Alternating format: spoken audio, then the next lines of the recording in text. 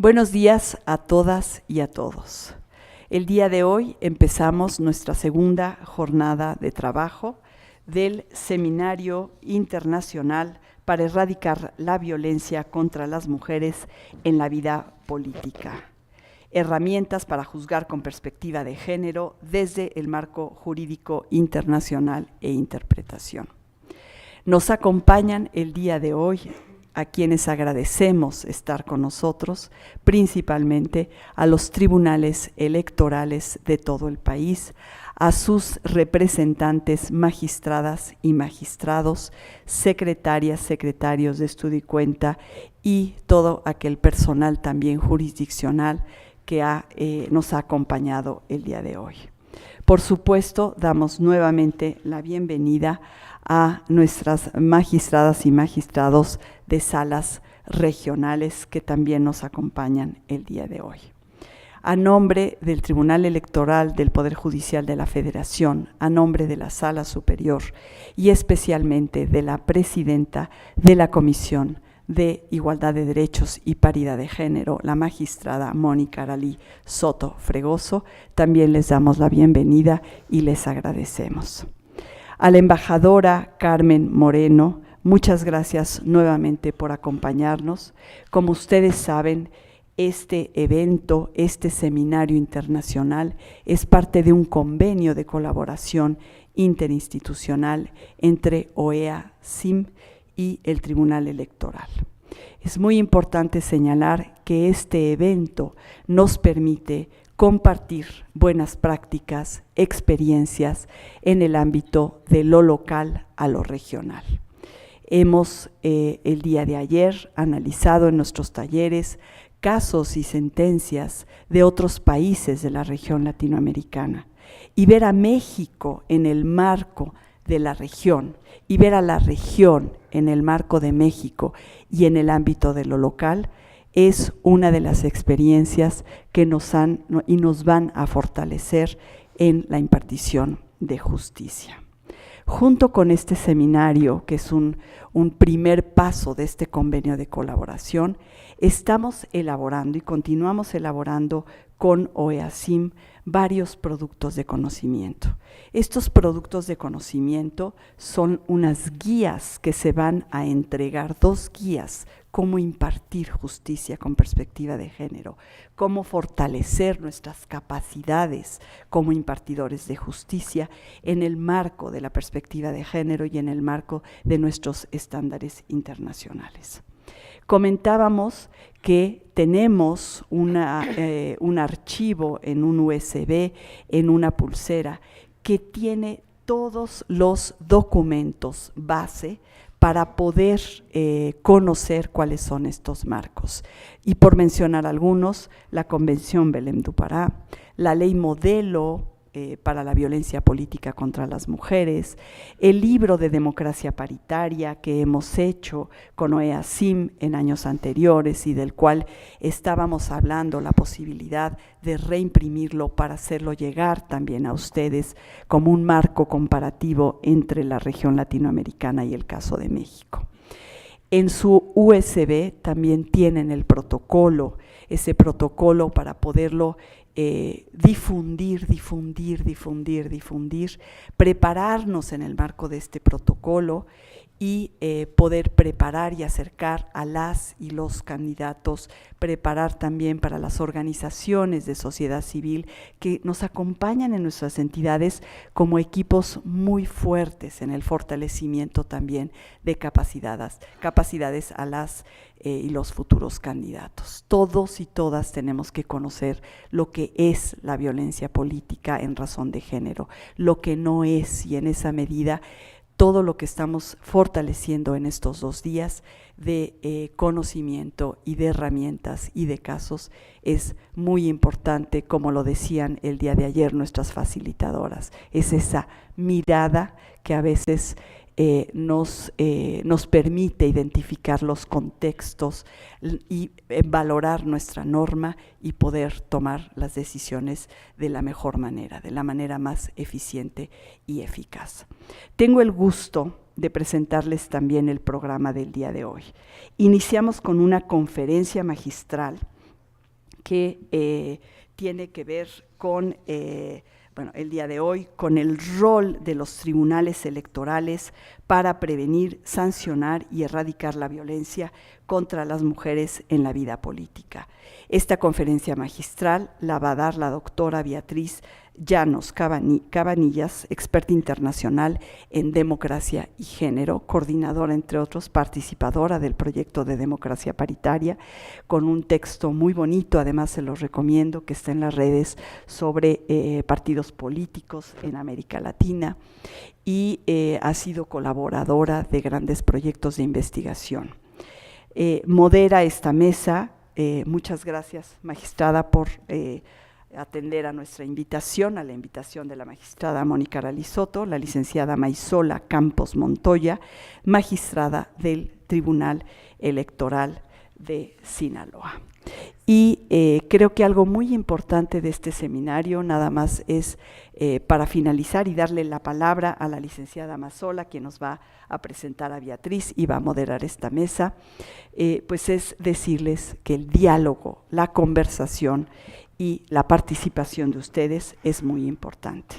Después de esta conferencia vamos a tener un coloquio, un conversatorio que se llama Desafíos para juzgar con perspectiva de género en el ámbito electoral.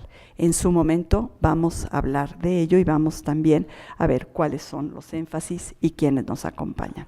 Muchísimas gracias y le damos la más cordial bienvenida. Beatriz, buenos días. Magistrada, buenos días. Gracias. En sus manos está la mesa y la moderación. Gracias a ustedes el día de hoy. Muchas gracias, maestra Paulina. Buenos días a todas y a todos. Agradezco a la magistrada Mónica Soto la distinción de formar parte de este seminario internacional para erradicar la violencia contra las mujeres en la vida política. El tema que nos convoca esta mañana es el rol de los tribunales electorales para prevenir, sancionar y erradicar la violencia contra las mujeres en la vida política. A partir de la reforma constitucional que incorpora el principio de paridad de género, la violencia política se ha recrudecido en nuestro país, principalmente contra las mujeres, impidiendo el ejercicio pleno de sus derechos políticos electorales. Ante este comportamiento de violencia política contra la mujer en razón de género, aunado a la ausencia de un marco normativo que regule de manera específica este tipo de violencia, bajo este escenario, quienes integramos los tribunales electorales locales y federal, estamos comprometidos a redoblar esfuerzos para que a través de nuestras sentencias podamos contribuir a la no repetición de futuros casos, además de repararles el daño. Esta mañana nos acompaña la doctora Beatriz Llanos, doctora en Gobierno y Administración Pública por la Universidad Complutense de Madrid, máster en Comunicación Política e Institucional por el Instituto Universitario Ortega y Gasset y abogada por la Pontificia Universidad Católica del Perú. Lleva más de 10 años coordinando diversos proyectos y realizando investigaciones para organismos internacionales como IDEA Internacional, el Programa de las Naciones Unidas para el Desarrollo, ONU Mujer, el Banco Estados Americanos orientados a promover la igualdad de género, en la participación y representación política en América Latina. Es autora, coautora y editora de una decena de publicaciones relacionadas con la participación de las mujeres en los espacios del poder y en general en el ejercicio de sus derechos políticos electorales. En la actualidad se desempeña como consultora en temas de democracia, género y comunicación política. Bienvenida, doctora Beatriz Llanos, le cedo el uso de la voz. Estaremos muy atentos a todo su conocimiento y experiencia sobre el tema que nos pueda compartir desde su visión regional que usted desempeña. Muchísimas gracias. Muchísimas gracias, magistrada Campos. Es un honor para mí también compartir este panel con usted, con toda la experiencia que tiene en el ámbito jurisdiccional y en el ámbito administrativo. La presentación que vamos a tener breve en este día de hoy, y agradecer además al tribunal por permitirme estar aquí una vez más en México y participar en las interesantes iniciativas que está promoviendo. Esta presentación pretende darles una mirada general de lo que está sucediendo en la región, una fotografía, ¿no?, de lo que está sucediendo en la región, y sobre todo también reflexionar juntos cuáles pueden ser las herramientas que los tribunales electorales pueden utilizar para trabajar en el tema de la violencia contra las mujeres en el ámbito político. Si nosotros tuviéramos que dar algunos o describir algunas de las tendencias que se están produciendo en este momento en América Latina respecto de la violencia política, hay un diagnóstico que parece ser común, es decir, tenemos un importante incremento de la participación política de las mujeres. Siempre hay que decirlo, producto de medidas normativas, acciones afirmativas en su momento, cuotas, ahora paridad en varios países que han posibilitado que sean más mujeres las que estén nominadas en las listas electorales y dependiendo del diseño de estas medidas, que más mujeres estén llegando a los espacios de poder, particularmente en los parlamentos. Pero paralelamente a este incremento lo que vemos también es un incremento de la violencia hacia ellas, en diferentes proporciones y con diferentes manifestaciones en cada uno de los países. Hay un trabajo que se ha empezado desde sociedad civil para diagnosticar este fenómeno. Ustedes saben que generalmente las políticas públicas se generan cuando hay evidencia, ¿no?, evidencia cuantitativa o cuando hay sucesos impactantes que hacen que la sociedad tome conciencia y los legisladores tomen conciencia de la situación. Sin embargo, en América Latina la adopción de medidas legales ha sido muy excepcional. Solo Bolivia tiene una ley específica aprobada en 2012, en realidad se logró aprobar por el asesinato, ya se ha mencionado aquí, el asesinato de la concejala Juana Quispe en circunstancias dramáticas, lo que movilizó la voluntad política del Parlamento boliviano. Entonces se promovió esta legislación contra el acoso y violencia política. Sin embargo, en estos años han tenido serios problemas de implementación. En cuanto a regulación, también hemos visto que en el caso mexicano, por ejemplo, a nivel estadual, hay algunas legislaciones que están incorporando el tema, pero en general cuando se presentan proyectos de ley en los parlamentos vemos serias resistencias a la aprobación del tema. Esto ha sucedido, por ejemplo, en Ecuador, en Costa Rica, en Honduras, en Perú y también en México. Los proyectos de ley están ya en los parlamentos, sin embargo, me parece que existen como tres tendencias, ¿no?, dentro de las sociedades y dentro de los parlamentos. En primer lugar, hay una invisibilización del problema, es decir, el problema no se ve hasta que no aparecen los datos que son proporcionados por los diagnósticos o casos tan dramáticos que movilizan la conciencia política, la voluntad política y de los legisladores, ¿no?, como el caso de Bolivia. Hay también una incomprensión del problema, ¿no? Nosotros venimos en la región de una importante experiencia de tratamiento de la violencia de género como fenómeno general, pero muchas veces no se entiende la necesidad de hacer o de incorporar una legislación específica de la violencia en el ámbito político contra las mujeres. Y por supuesto, al ser el fenómeno de la violencia un fenómeno que está enraizado en cuestiones culturales, hay también una naturalización, es decir, ¿por qué vamos a regular? Esto no es un problema de violencia, lo vimos ayer en los ejercicios, esto se le asigna una serie de denominaciones, pero existe una resistencia a identificarlo como un problema de violencia política. Por eso consideramos que es muy importante el aporte que se da a través de la ley modelo de la Comisión Interamericana y de la OEA, porque resuelve mucho de los debates que se han venido dando en la región, es decir, la definición misma de violencia política. Ha habido muchos intercambios en muchos países para poder arribar a una conclusión sobre qué es y qué no es la violencia política, cuáles son sus manifestaciones, cuáles son las tipificaciones que podemos dar y cuáles son las sanciones. Por eso la relevancia de este instrumento que viene desde lo regional, además basado en todos los instrumentos internacionales, como son la CEDAW y la Convención de Belén de Pará, es decir, basado en la normativa que es obligatoria para los estados, la normativa internacional, y ese es el aporte para ayudar a los legisladores a comprender el fenómeno e incorporarlo a sus legislaciones.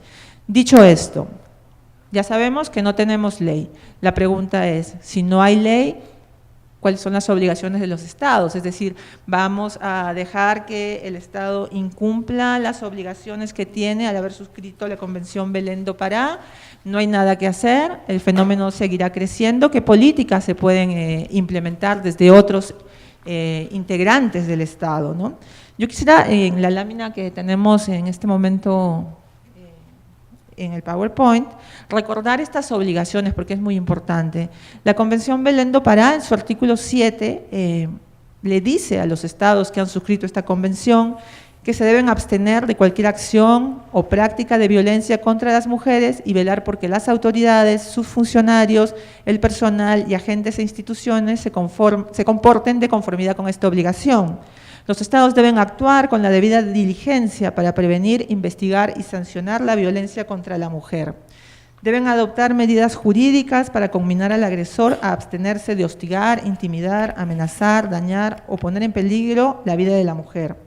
Deben establecer procedimientos legales justos y eficaces para la mujer, incluyendo medidas de protección, un juicio oportuno y el acceso efectivo a tales procedimientos. Deben establecer los mecanismos judiciales necesarios para asegurar que la mujer objeto de violencia tenga acceso efectivo al resarcimiento, a la reparación del daño u otros medios de compensación justos y eficaces. Además, deben tomarse las medidas oportunas para modificar leyes, reglamentos, prácticas jurídicas o consuetudinarias que respalden la persistencia o la tolerancia a la violencia contra la mujer. En este contexto de obligaciones del Estado, la pregunta es, ¿por qué deben actuar los tribunales electorales contra la violencia política hacia las mujeres?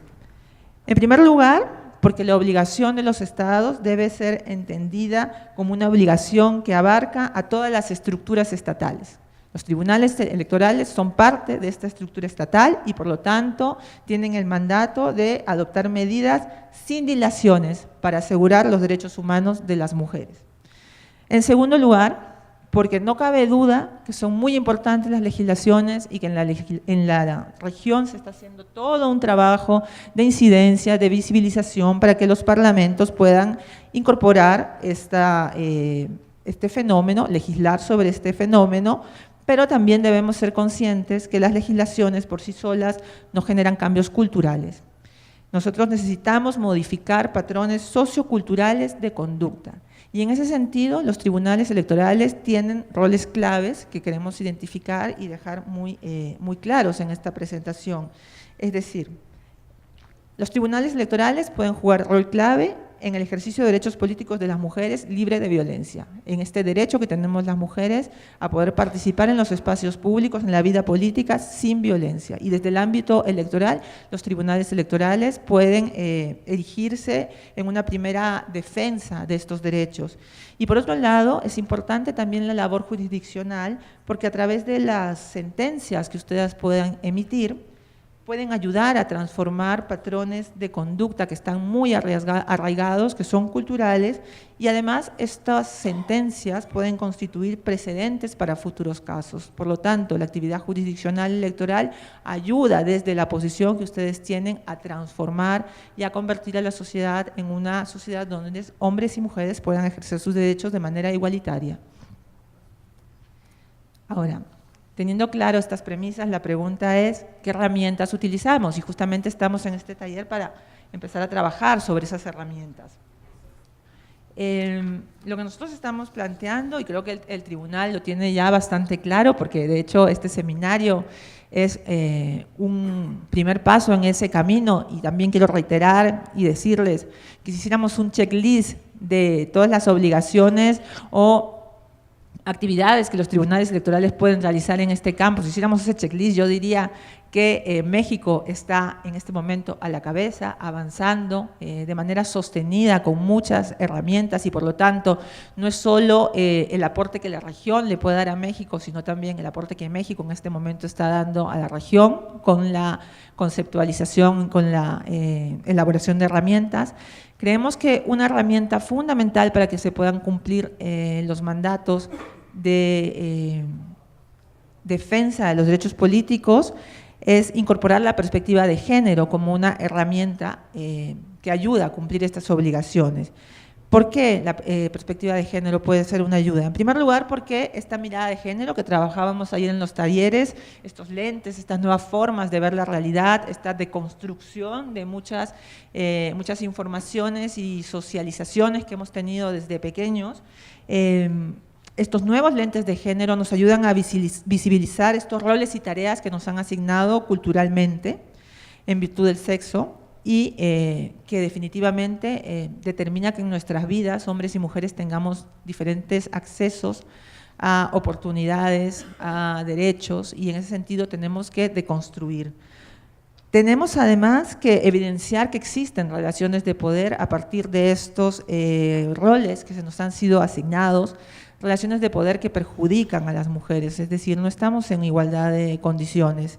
En tercer lugar, o en cuarto lugar, se hace cargo de la vinculación que existe entre cuestiones de género, sí, pero también de raza, de religión, de edad, es decir, hay una mirada interseccional que nos permite ver que determinadas situaciones en las cuales están las mujeres las hace víctimas más propensas a vulneraciones de sus derechos, ¿no? Por el tema de la raza, del género, de la religión, situaciones que confluyen muchas veces y que multiplican la discriminación.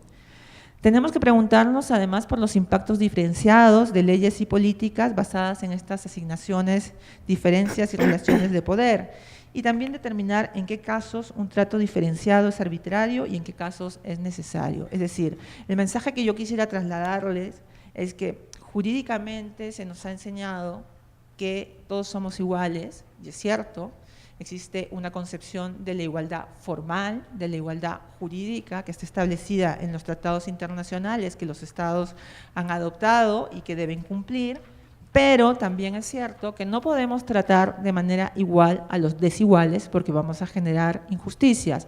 Por lo tanto, el concepto de igualdad debe ser leído de una manera multidimensional. Tenemos la igualdad formal, efectivamente, los tratados internacionales, las constituciones de nuestros países nos señalan que los hombres y mujeres somos iguales, que no debe haber discriminación por sexo, entre otros factores, pero la gran pregunta es si esa igualdad se da en la práctica, si es una igualdad sustantiva, si es una igualdad real. Por eso no podemos tratar igual a los desiguales e incorporamos el concepto de igualdad sustantiva o igualdad de facto. ¿Qué implica esta igualdad sustantiva? Requiere que hombres y mujeres tengamos las mismas oportunidades para ejercer nuestros derechos, tomando en cuenta estas diferencias sociales y culturales que impiden la igualdad. Es decir, las mujeres, si lo vemos esto como una carrera o como una competencia, las mujeres históricamente tenemos ciertas desventajas estructurales que nos impiden tener condiciones iguales para ejercer nuestros derechos. Un ejemplo claro, y lo veíamos también ayer en los talleres, es la vida privada, la vida doméstica, la vida familiar, donde las mujeres siguen todavía teniendo una mayor carga de responsabilidad que los hombres, y justamente estamos en este trabajo de variación de estos roles, porque al igual que queremos que las mujeres salgan a la vida pública, a la vida política, también queremos que los hombres se incorporen con una mayor corresponsabilidad en la vida privada. Por lo tanto, todavía hay factores estructurales que impiden que el ejercicio sea igualitario y por eso apelamos al concepto de igualdad sustantiva. Cuando logremos la igualdad sustantiva tendremos una igualdad de resultado, es decir, tenemos que mirar la integralidad del problema, no disociando, no olvidándonos de estos factores estructurales que nos impiden la igualdad de resultado. En ese sentido, a nivel regional, el tema de la perspectiva de género se está trabajando ya en diferentes cortes. Yo quiero traer aquí dos ejemplos. Nuevamente México va a ser un ejemplo, ¿no?, para el campo regional, pero también Colombia. Colombia tiene ya, a través de su Comisión de Género, de la rama judicial, elaborados una serie de instrumentos, de herramientas, de guías que, tomando en cuenta los aportes de magistrados y magistradas, señalan los criterios clave que debe tener en cuenta el juzgador al momento de juzgar con perspectiva de género, por decirlo de manera redundante. Yo voy a mencionar algunos, después podemos reflexionar sobre ellos, pero por ejemplo, el primero sería la importancia de que el juez pueda acudir a los instrumentos internacionales de protección de derechos humanos para sustentar jurídicamente sus fallos. Claramente, en el ámbito de la violencia política tenemos a la Convención de Belén do Pará, ¿no? Todo este marco normativo internacional en varios países, en el caso de Colombia es un bloque de constitucionalidad, en el caso mexicano también, después de la reforma constitucional de 2011, por lo tanto se pueden invocar los tratados internacionales como parte de la fundamentación jurídica en cada uno de los fallos. Hay también que tener en cuenta lo que los magistrados colombianos han denominado criterios sospechosos de discriminación. Es decir, cuando estamos ante casos, por ejemplo, que incorporan a mujeres, debemos tener como una primera alerta, ¿no? Que nos hace incorporarnos estos lentes de género para poder tener una mirada un poco más comprensiva e integral e intentar de comprender cuáles son los obstáculos estructurales que tienen las mujeres, ¿no? El criterio sospechoso de discriminación puede ser el sexo, pero también puede ser la etnia, también puede ser la raza, ¿no? Una alerta previa para saber qué cuestiones tenemos que mirar de manera complementaria al enfrentarnos a un caso. El otro criterio que se propone desde Colombia es que el logro de la igualdad es también una cuestión de interpretación de la norma desde una perspectiva de género. También que el juzgador debe analizar las relaciones de poder que afectan la autonomía de las mujeres y, por supuesto, una labor de repensar y de convertir la perspectiva de género en un hábito, entendiendo que todo juzgador acciona, no solo todo juzgador, todos en nuestra actividad profesional, tenemos un contexto social que nos determina, un contexto cultural que nos determina y que puede reproducir sesgos y estereotipos discriminatorios. Por lo tanto, nuevamente estamos ante este desafío, ¿no?, de deconstruir aquellas cuestiones que culturalmente hemos asumido y que pueden resultar pueden terminar afectando los derechos, el ejercicio de los derechos políticos de las mujeres. Y en el caso de México, quiero destacar el importante avance que hay. Nuevamente, quiero reiterar, México, y no me cansaré de decirlo, aquí en México, por supuesto, y también en otros países a donde llevemos todo el aprendizaje que estamos realizando desde México, yo creo que México está en la cabeza en este momento, a la cabeza en este momento de las iniciativas. Y tenemos además ya jurisprudencia en el caso mexicano, que marca y señala elementos específicos para juzgar con perspectiva de género en el país. Esta jurisprudencia señala, es la lámina que tenemos a continuación, que es importante que los juzgadores identifiquen si existen situaciones de poder que por cuestiones de género den cuenta de un desequilibrio entre las partes en controversia.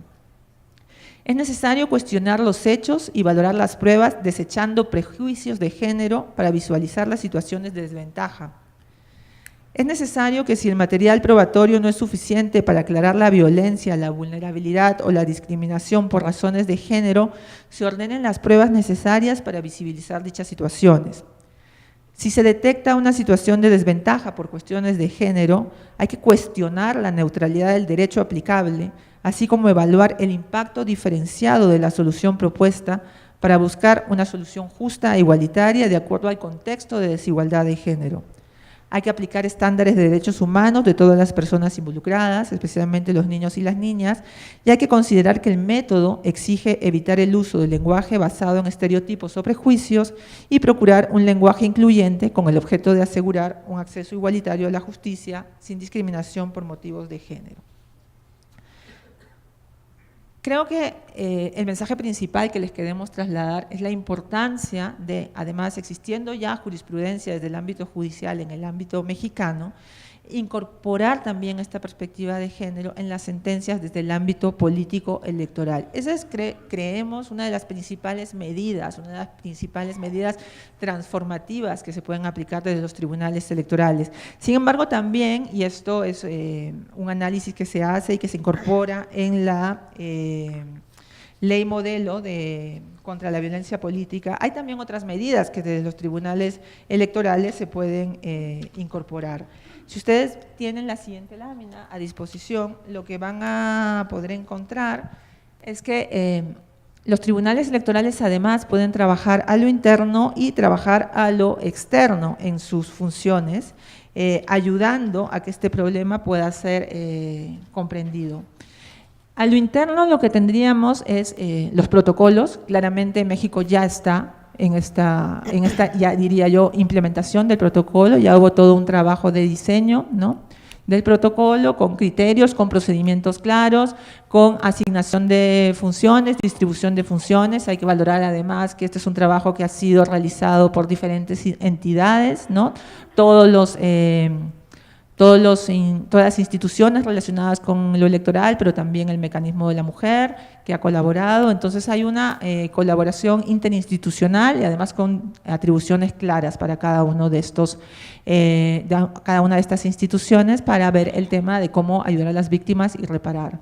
Pero también es importante la generación de diagnósticos. Este es un paso que se está dando, por ejemplo, desde el caso peruano. El Jurado Nacional de Elecciones está trabajando o ya ha trabajado en el levantamiento de estadísticas para poder tener claro cuántos son los casos y ayudar a la generación de políticas públicas. También es importante contar con registros, es decir, cuanta mayor información nosotras podamos generar desde el trabajo de los tribunales, va a ser más importante la comprensión, o va a ayudar a que la población, la ciudadanía en general, pueda comprender este fenómeno. En ese sentido, se está invocando a las autoridades electorales a que puedan trabajar el tema de los registros, tanto de los registros de casos como también los registros de denuncias, como también los registros de sentencias y también las opiniones, ya sean favorables como las opiniones discordantes, ¿no? Esto es un trabajo que pueden realizar.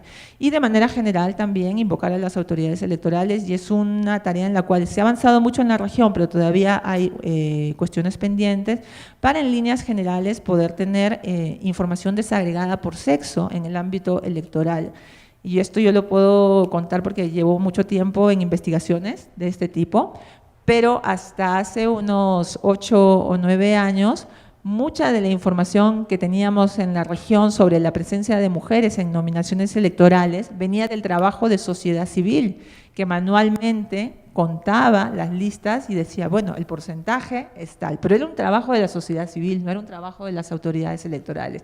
Ahora podemos decir con satisfacción que las autoridades electorales ya están asumiendo ese reto y hay información clave, porque no podemos visibilizar las discriminaciones contra la mujer si no tenemos el dato, ¿no? El dato siempre, el dato cuantitativo no es lo único, pero siempre es muy importante. Entonces, en ese sentido, las autoridades electorales deben tener toda la información en el ámbito electoral desagregada por sexo. Esos son algunos de las iniciativas que pueden implementar desde lo interno, desde su ámbito de trabajo, las autoridades electorales.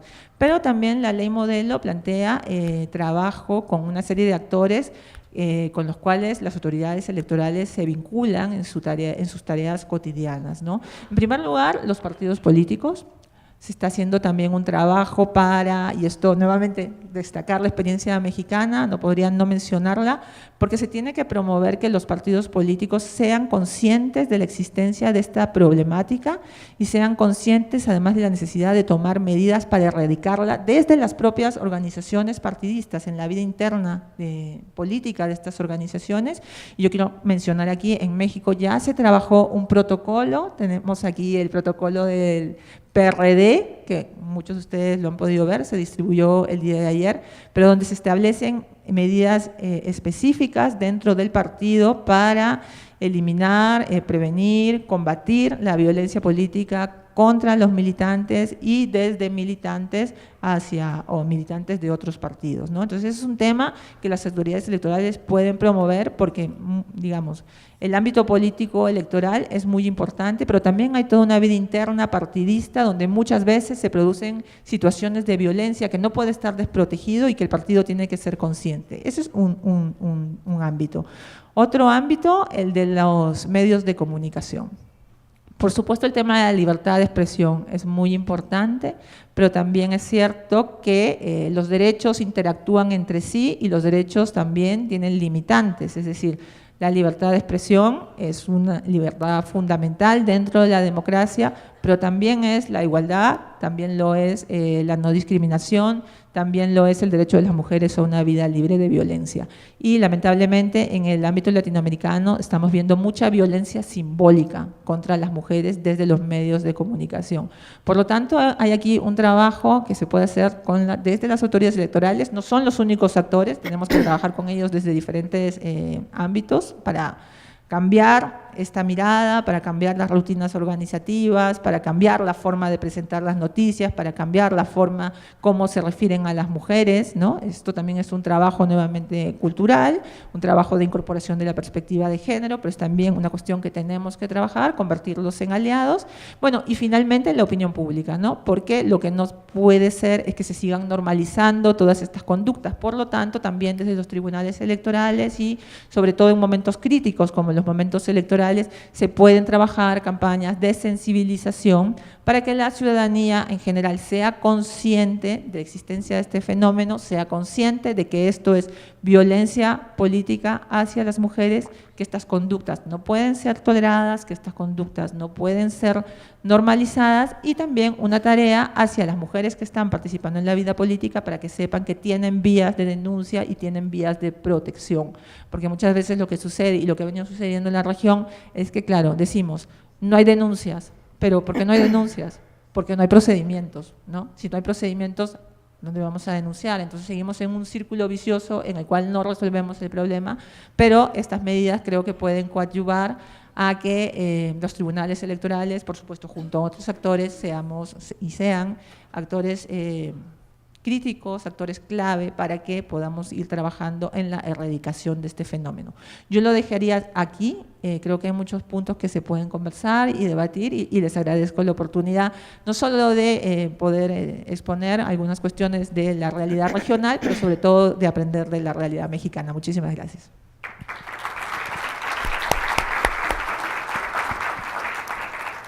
Muchas gracias, doctora Beatriz Llanos. Creo que para todos los presentes es satisfactorio escuchar de la voz de la experiencia y de la expertise que tiene en la materia de la doctora Beatriz Llano, que la región mexicana ha avanzado, estamos trabajando sobre la violencia política de género a través de la función primordial que tenemos los tribunales electorales locales y federales a partir de nuestra elaboración de sentencias. ¿Qué es insuficiente? Eso es una realidad, que tenemos áreas de oportunidad para mejorar y contribuir a erradicar la violencia política de género contra la mujer. Tenemos áreas de oportunidad que ha resaltado la doctora Beatriz, que es desde el interior y el exterior de los tribunales electorales, los partidos políticos y los medios de comunicación. No es tarea fácil, es compleja, pero creo que una de las constantes que hemos coincidido en estos 2 días de trabajo que hemos desarrollado es de que los operadores jurídicos tenemos la sensibilidad sobre el tema para enfocarnos y implementar modelos, sobre todo ágiles, pero ante todo eficaces para sancionar y erradicar la violencia política contra las mujeres desde la perspectiva del género. Abrimos una ronda de preguntas y respuestas. Está a su consideración si alguien desea formular alguna inquietud a la doctora Beatriz Llanos. Es el momento para que ustedes puedan formular las preguntas para la doctora.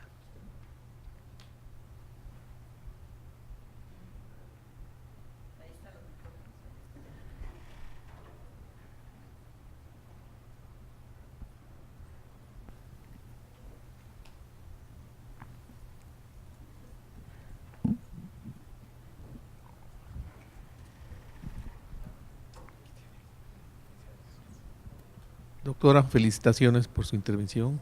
Magistrada Maisola, muchas felicitaciones. Me llama la atención lo del protocolo de los partidos políticos para erradicar la violencia al interior. No sé si pudieran profundizar un poquito en este aspecto.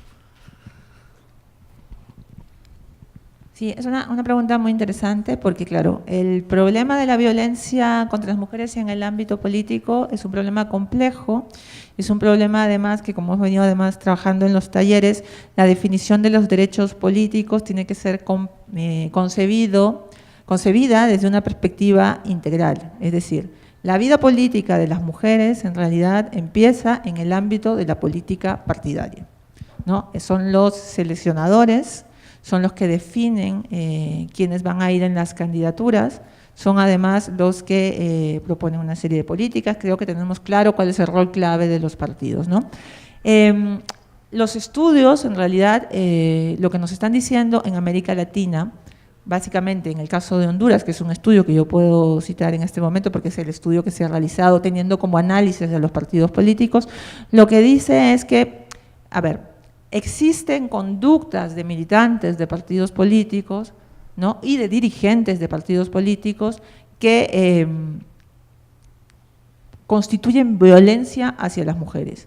No hay una conducta institucionalizada, al menos en el caso hondureño, no hay una conducta concertada, pero hay también una necesidad de visibilizar el problema dentro del partido político. Es decir, en América Latina parece que los partidos políticos están de costado y no es un problema que les competa.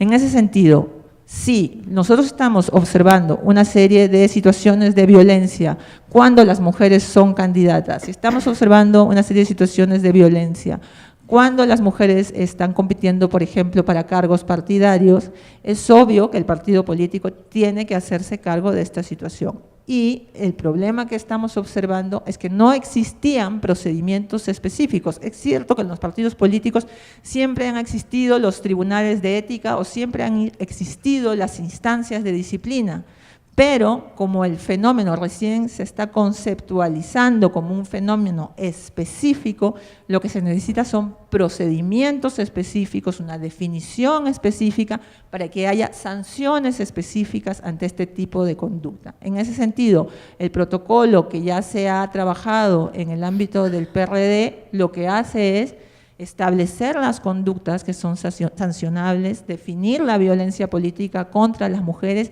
y establecer los procedimientos que se deben seguir dentro del partido.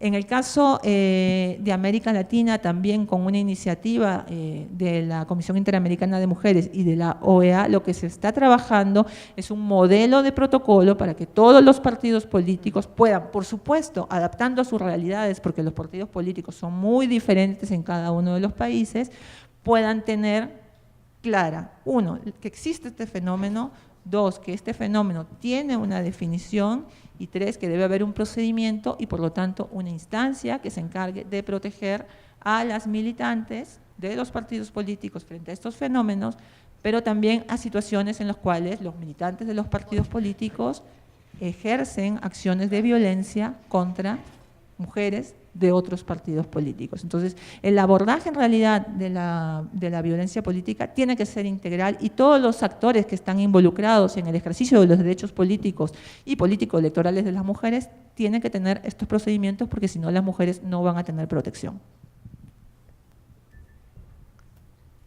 Magistrada Claudia, adelante.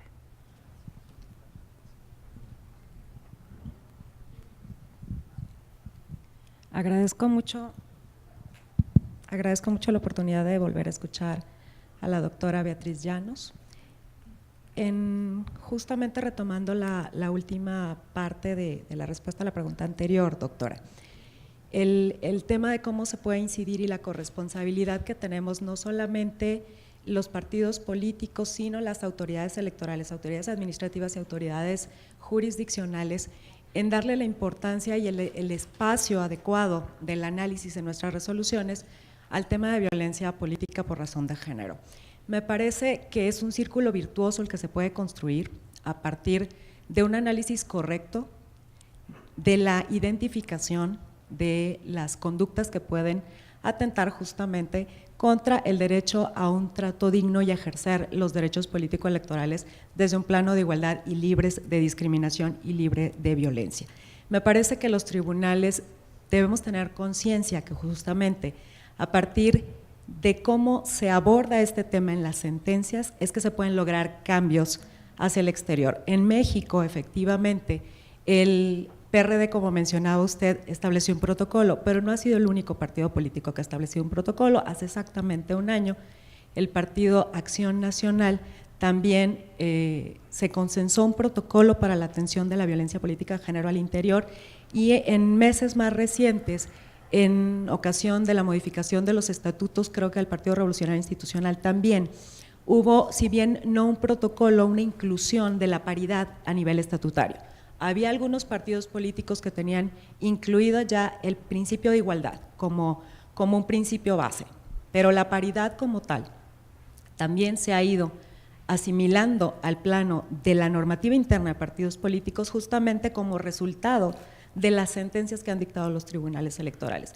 Y ahí que la invitación también para la justicia electoral de todos los órdenes, de la importancia de los efectos de estas resoluciones, de la visibilización del problema de la violencia política de género y del cumplimiento de las obligaciones justamente de frente a los principios que rigen el proceso electoral. Me parece que ese es uno de los efectos que logran las sentencias de los tribunales electorales, que modifican el marco jurídico de los derechos al interior de los partidos políticos, y en esto todas sumamos. Yo creo que esa es una oportunidad que se tiene que tener clara como juzgadores electorales de abonar a la atención del problema.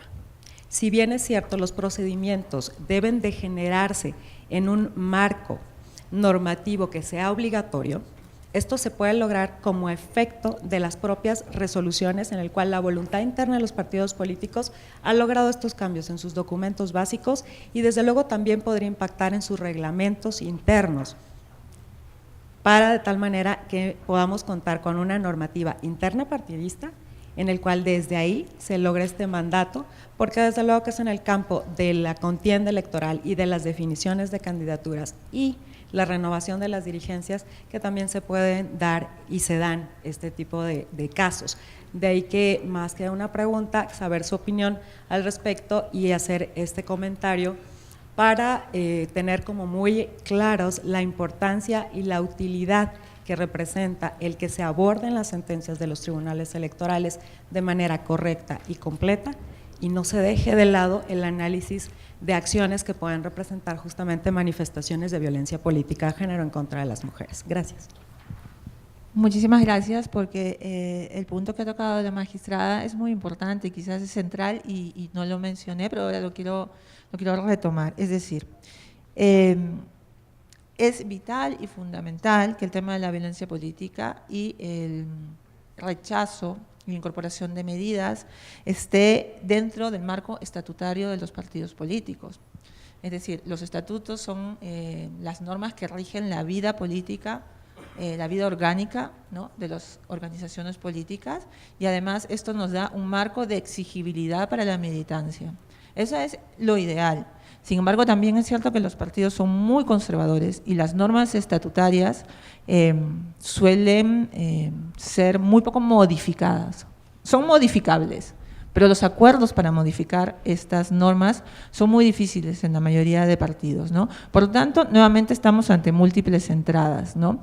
Ideal incorporar la normativa estatutaria, que tiene el mayor rango dentro de la vida partidista, pero también podemos hacer la incorporación de protocolos que puedan ir trabajando vías de denuncia para que el partido se vea obligado a tomar conocimiento, a visibilizar los casos, porque además también estamos hablando de un entorno partidario en el cual las presiones hacia las mujeres para que éstas denuncien o para que éstas puedan denunciar y no denuncien, perdón, me he liado, para que no denuncien, las presiones para que las mujeres no denuncien son muy fuertes. ¿Por qué? Porque estamos aquí en el ámbito de lo que se conoce como la disciplina partidaria, la lealtad al partido, que es muy fuerte dentro del ámbito de la política. Entonces, la mujer que en el ámbito de un partido político decide denunciar está asumiendo un riesgo muy grande, porque va a venir probablemente la represalia, muchas veces no directa, pero sí con vías indirectas,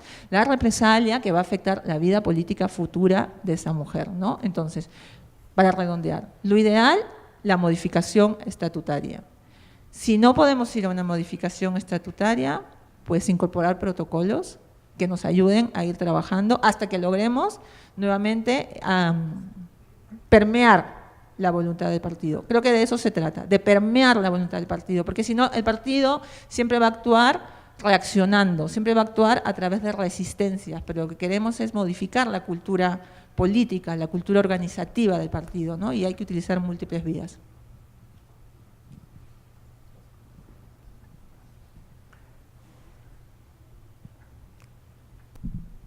Teresa Evia, adelante. ¿Qué tal? Buenos días. Yo quisiera abundar en esto. Por un lado, mencionar que el propio protocolo que ayer nos presentaron, en el caso del original que se emitió en marzo de 2016, ustedes pueden encontrar que una recomendación expresa a los partidos políticos de que generen sus propios protocolos. Y eso, que pareciera nada más como una recomendación, ha tenido un impacto muy importante en México. Como ya lo mencionaba la magistrada Claudia, tanto el PRD como el PAN tienen ya sus propios protocolos, pero también el PRI, además de reformar sus estatutos, está en proceso de construcción de su protocolo, lo mismo que el Partido Nueva Alianza, y entiendo que también el Partido Verde. A esto contribuyó también el año pasado un llamado a la acción de Naciones Unidas de ONU Mujeres, en donde conminó a los partidos a que entre los compromisos que hacían de cara a este llamado a la acción fuera la construcción de sus protocolos. Entonces, eso en México está permeando, seguramente a partir de que ya por lo menos 5 partidos lo tengan, se vendrá en cascada el compromiso de los que están faltando para que también adopten protocolos. Y esto a mí me parece que también es muy importante en términos del compromiso que hacen las dirigencias de los partidos a su interior, porque un partido que publica, que da a conocer a la sociedad y a su militancia que se está comprometiendo con el combate a la violencia contra las mujeres en el ámbito político, pues ya no tan fácil atropella esos derechos de las mujeres, porque aunque no estén los estatutos, pues la militancia femenina puede confrontarlo con ese compromiso al que se ha adherido, ¿no? Muchísimas gracias, Tere. Es que realmente no puedo añadir, no puedo más que concordar con Teresa Evia, porque además lleva mucho tiempo trabajando, no solo en el protocolo, sino en poder incorporar estos temas en el ámbito de los partidos políticos, que es realmente un desafío en otros países de la región, porque en otros países de la región ni existe protocolo a nivel de autoridades electorales, ni existe protocolo a nivel de partidos políticos. Y yo en este momento estoy realizando una investigación sobre partidos políticos, donde hemos introducido la pregunta sobre: ¿usted ha conocido casos de violencia política contra las mujeres en el ámbito de su organización partidista? Y la respuesta que está saliendo mayoritariamente es que no. Pero es que yo creo que esa respuesta tiene una explicación uno, en el desconocimiento del fenómeno, 2, en la naturalización, 2, también en el tipo de organización, porque muchas veces nuestras investigaciones están centradas en el ámbito nacional, pero los partidos son instancias que operan en diferentes regiones, en diferentes realidades culturales, entonces no sabemos muy bien qué está pasando en regiones mucho más alejadas del país, donde se pueden producir este tipo de casos. Como no existe procedimiento, las mujeres no lo denuncian, entonces hay múltiples factores, y lo que nosotros estamos intentando en este momento es diagnosticar y visibilizar conductas, porque tenemos que mostrarle a los partidos políticos que ellos son corresponsables de esta problemática, ¿no? Muchas gracias, doctora Beatriz Llanos. Por último, a nombre del Tribunal Electoral del Poder Judicial de la Federación, no nos queda más que darle las gracias por esta mañana usted compartir con nosotros todas sus experiencias y sus conocimientos para la contribución de una vida libre de violencia y para el ejercicio de los derechos políticos electorales plenos de las mujeres y de los hombres en la región mexicana. Muchas gracias. Muchísimas gracias, magistrada Campos, y muchísimas gracias nuevamente por la oportunidad de estar aquí, de aprender, de intercambiar, de reflexionar juntos, y creo que lo vamos a seguir en los talleres. Muchas gracias.